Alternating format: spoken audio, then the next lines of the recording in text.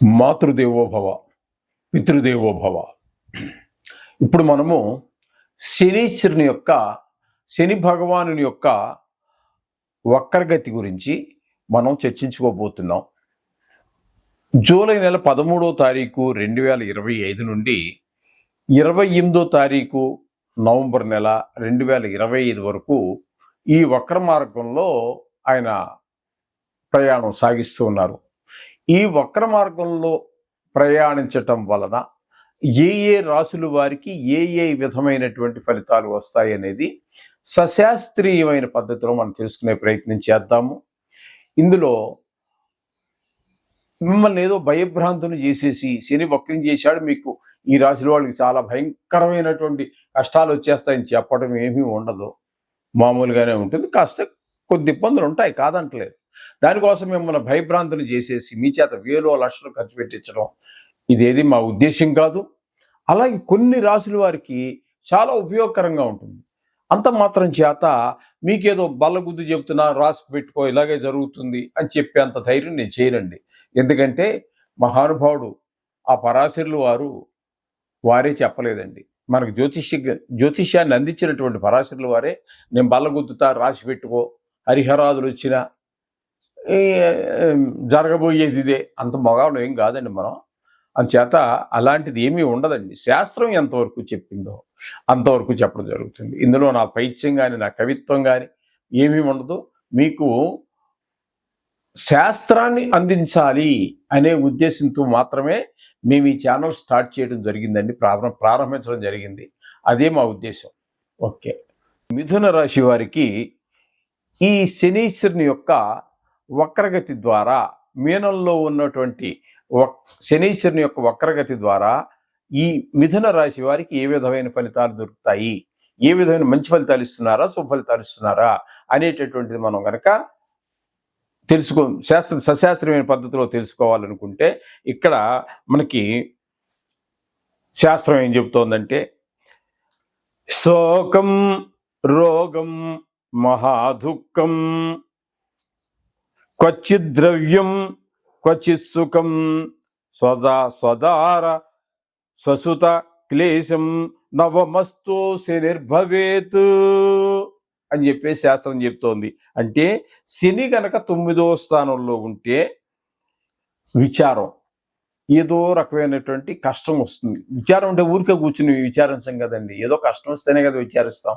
అంతా హాయిగా శుభ్రంగా తినేసేసి ఎవరు కూర్చుని ఊరికే విచారించం కదండి. ఏదో కష్టం వస్తే ఆ కష్టం వచ్చినప్పుడే విచారం కలుగుతూ ఉంటుంది. అంచేత ఏదో విచారం కలుగుతూ ఉంటుంది. అలాగే రోగం, అనారోగ్యం కూడా చేసే అవకాశం ఉంది. మహాదుఃఖం క్వచిద్ ద్రవ్యం, కొన్ని రూపాల్లో కష్టాలు కలిగేటువంటి అవకాశం కూడా ఉంటుంది. క్వచిత్ సుఖం, కొన్ని సుఖాలు కూడా కలిగేటువంటి అవకాశం ఉంటుంది. కొన్ని పాపాలు చేసే అవకాశం ఉంటుంది. ప్రయత్నపూర్వకంగా చేయడానికి, చెడిపోవడానికి చేసే వృత్తికి భంగం కలుగుతూ ఉంటుంది. ఈ విధమైనటువంటి ఫలితాలన్నీ కూడా మనకి నవమస్తో అంటే 9వ స్థానంలో కనుక శని భవేత్, శని కనుక ఉన్నట్టయితే ఈ విధమైనటువంటి ఫలితాలన్నీ కలుగుతూ ఉంటాయి అని చెప్పి మనకి శాస్త్రకారులు తెలియజేశారు. కాబట్టి మీరు ఏదో దీనికి ఏదో కంగారు పడిపోక్కర్లేదండి. ఇవన్నీ కేవలం గోచార ఫలితాలే.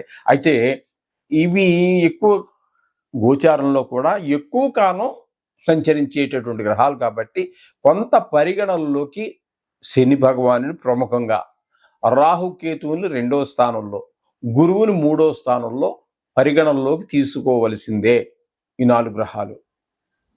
కాబట్టి శనిని ముఖ్యంగా మరీ తీసుకోవాలి. 2.5 సంవత్సరాలు. ఇందులో ఇక్కడ మీకేంటి 138 రోజుల పాటు ఇంచుమించుగా మనకి జరుగుతున్నది. కాబట్టి ఇక్కడే ఉంటారు. కాబట్టి 9వ స్థానంలో కొంచెం మనం రోజు నిత్య ప్రార్థనలో ఆ శనీశ్వరుని ప్రార్థించండి. వస్తే మీకు అవకాశం కనుక వచ్చి, మనకు అవకాశం కలిగితే శని త్రయోదశి కనుక వచ్చినట్టయితే శని త్రయోదశి నాడు ఆయనకి నువ్వులు వేసుకోవటమో లేకపోతే తైలాభిషేకం చేయించుకోండి. ఇంకా కష్టం ఎక్కువగా అనిపిస్తే మీరు నువ్వులు దానం ఇచ్చుకోండి. లేదా ఒక్కసారి ఈశ్వరుడి, అదే శనీశ్వరునికే తైలంతో నమక చమకాలు చెప్పమానండి, కొంచెం డబ్బులు ఎక్కువ తీసుకుంటారు పూజారి గారు.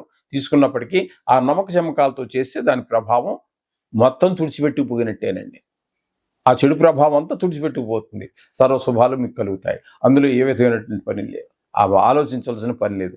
ఇంకొకటి ఏంటంటే, ముఖ్యంగా మీరందరూ గమనించవలసినటువంటిది, ఈ శనీశ్వరుడు 3 రాసుల్లో మాత్రమే ఎక్కువగా యోగిస్తూ ఉంటారు. ఎక్కువగా కాదు, యోగించేది 3 రాసులు. 3వ స్థానంలోను, 6వ స్థానంలోను, 11వ స్థానంలోను. ఆ విధంగా 3 స్థానాల్లో మాత్రమే యోగిస్తారు. మిగతా అన్నిట్లో 5 రాసుల్లో మాత్రం కొంచెం ఎక్కువగా బాధ పెడతారు. ఏంటవి?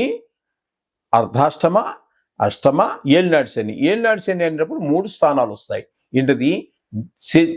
చంద్రుడు ఎక్కడైతే ఉన్నాడో చంద్రుడికి వెనక స్థానము, చంద్రుడు ఉన్న స్థానము, చంద్రుడికి ముందున్న స్థానము, ఈ 3 అష్టమంలోది, అర్ధాష్టమంలో 5 రాసుల్లో ఉన్నప్పుడు మాత్రం ఎక్కువగా బాధిస్తారు. మిగతావన్నీ కొంచెం స్తబ్దుగా అలా ఉన్నట్టుగా ఉంటారు, కొంచెం లైట్గా బాధ పెడతారు. దాని గురించి మనం పెద్దగా పరిగణలోకి తీసుకోవాల్సిన పని ఉండదు. మనకి పెద్ద నొప్పి తెలియకుండా కొంత మనకి పాపం దేవుడి భగవంతుడే కదండి, మనల్ని సృష్టించినటువంటి భగవంతుడే కాబట్టి మనని ఎప్పుడు ప్రయత్నపూర్వకంగా ఇబ్బంది పెట్టాలని చూడరు. మనం చేసే కర్మలే మనకి ఆ విధంగా మనకు ఫలితాన్ని ఇస్తూ ఉంటాయి. ఓకే, మనం రోజు ఆ నిత్య పూజలో ఆ దేవుణ్ణి ప్రార్థించండి, మీకు సర్వశుభాలు చేకూరుతాయి. శుభం భూయాత్. యతఃపూర్వం అంటే ఇంతకు ముందు మనం చాలాసార్లు చెప్పుకోవడం జరిగింది. అసలు ఈ వక్రగతి అంటే ఏంటి అనేటటువంటి ప్రత్యేకించి కొన్ని వీడియోలు కూడా చేసాము ఇదివరకు. మేము 10 సంవత్సరాల కింద కూడా చేయడం జరిగింది. అది 10-12 సంవత్సరాల కిందట కూడా నేషనల్ శాటిలైట్ ఛానల్స్ చెప్పినప్పుడు కూడా చేశాము. కానీ చాలా కాలం అయింది కదా, అందుకోసం. వక్రగతి అంటే ఏమిటి? ఏ గ్రహమైనా వక్రగతిలో నడుస్తుందా? నడుస్తాయి. ఏ గ్రహాలు నడుస్తాయి? రాహుకేతువులు, అవి ఛాయాగ్రహాలు.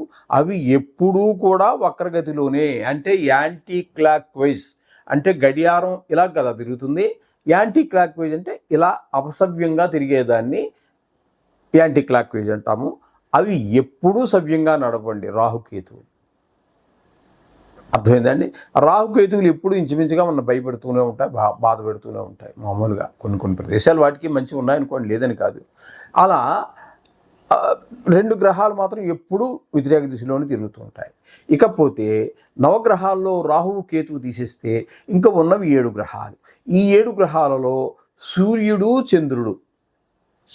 చంద్రుడు ఎప్పుడూ కూడా వ్యతిరేక దిశలో ప్రయాణం చేయరు. ప్రపంచం తలకిందులైపోతుంది అలా నడిస్తే వాళ్ళిద్దరూ. అందుచేత సూర్యుడికి చంద్రుడికి రిట్రోగ్రేషన్ అంటే వ్యతిరేక దిశలో ప్రయాణం చేయడం అనేది లేదు. ఇక రాహుకేతువు చెప్పుకున్నాము, సూర్యచంద్రుని చెప్పుకున్నాము. ఇంకా ఉన్నటువంటివి 5 గ్రహాలు. అవేంటి? కేతువు కాదు, కుజుడు, బుధుడు, గురుడు, శుక్రుడు, శని. ఈ 5 గ్రహాలే మనకి ఎప్పుడు వక్రగతి అనేటటువంటి ప్రాప్తిస్తూ ఉంటాయి. వీటిలో కూడా చాలా రకాలు ఉన్నాయనుకోండి. వీటిలో కూడా చాలా, కుజుడు ఉన్నాడు అనుకోండి, ఎక్కువగా స్తంభిస్తూ ఉంటాడు. ఆయన ఎక్కువ కాలం ఉండాల్సిన సమయం కన్నా ఎక్కువ కాలం అక్కడ 2-3 గళ్ళల్లోనే ముందుకి వెనక్కి తిరుగుతూ ఉంటాడు. అది దాన్ని స్తంభన చెప్తూ ఉంటాడు.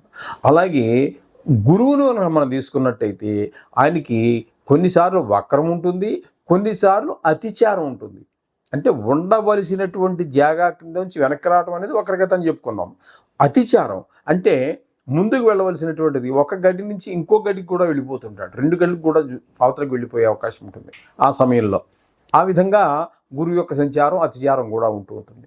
ఇకపోతే బుధుడు అనేటటువంటి గ్రహం ఏదైతే ఉందో ఆయన ఓర్బిట్ కూడా, అంటే ఆయన కక్ష్య, ఆయన తిరిగేటటువంటి కక్ష్య కూడా సూర్యుడికి చాలా దగ్గరగా ఉంటుంది. కాబట్టి అదే టైం ఇంచుమించుగా సూర్యుడికి ఒక నెల రోజులు తీసుకుంటే ఈయనకు కూడా ఇంచుమించుగా అదే టైం తీసుకుంటుంది నెలంతా తిరగటానికి.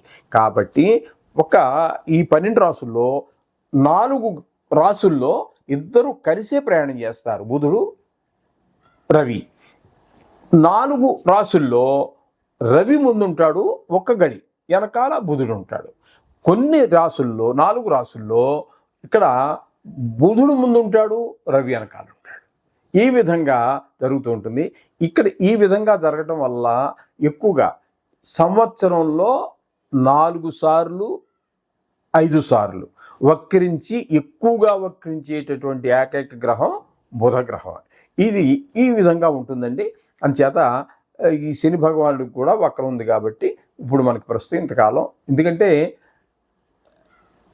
ఇప్పుడు కొన్ని గ్రహాలు బుధుడు ఉన్నాడు అనుకోండి, ఆయన ఒక రాశిలో సంచరించేదే ఒక నెల రోజులు. ఆయన వక్రం ఎన్నాళ్ళు ఉంటుందండి? చాలా కొద్ది కాలం పాటే ఉంటుంది, నెల లోపే ఉంటుంది. ఇప్పుడు శని భగవాన్ ఉన్నాడు అనుకోండి, అన్నిటికంటే ఎక్కువ కాలం శనీశ్వరుడు మిల్లుగా నడిచేటటువంటి వాడు కాబట్టి 2.5 సంవత్సరాలు ఒకే రాశిలో సంచరిస్తాడు. కాబట్టి ఈయన వక్రం కూడా ఇక్కడ మనకి ఈ పీరియడ్లో, ఈ సమయంలో ఈయనకి మనకి 138 రోజులు 137 రోజుల పాటు వక్రగతిలోనే సంచరించడం జరుగుతుంది. అంటే వారి మహాదశని బట్టి అక్కడ ఆ వక్రించి ఉండేటటువంటి సమయం కూడా నిర్ధారణ జరుగుతూ ఉంటుంది అన్నమాట అండి. ఇప్పుడు అర్థమైందని అనుకుంటాను. ఇది ఇంతవరకు చాలండి. మీరు అంటే మీ చిన్న డౌట్ తీర్చడానికే కానీ మీరు జ్యోతిష్యం నేర్చుకోవాలనే ఉద్దేశం కాదు కదా. వక్రము అంటే ఏంటి అనేటటువంటి ఒక అనుమానం వచ్చేటటువంటి వారి యొక్క ఆ అనుమానాన్ని నివృత్తి చేయడం కోసం చెప్పడం జరిగింది. ఇప్పుడు అదే ఈ జ్యోతిష్యాన్ని నేర్చుకోవాలి అనుకున్నటువంటి వారికి చెప్పేది చాలా కాలం. ఈ వక్రాన్ని గురించే 15 రోజులు 20 రోజులు 30 రోజులు చెప్పాల్సి వస్తుందండి. చెబితే కానీ వాళ్ళకి ఎక్కదండి. మనం చెప్పుకుంటూ పోతాము, తెలిసిన వాడు చెప్పుకుంటూ పోతాడు.